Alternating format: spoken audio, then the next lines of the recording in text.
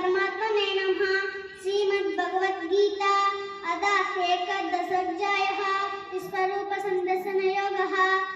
मदननुग्रहाय परमं गुह्यमध्यात्मसंगितं यत्त्वयोक्तं वचस्तेन मोहोऽयं विगतो मम।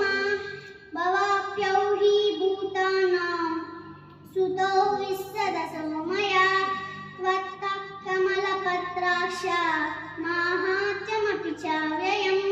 एवमेतत्त्वम् आत्मानं परमेश्वर द्रष्टुमिच्छामि ते रूपम् ऐश्वर्यं पुरुषोत्तम।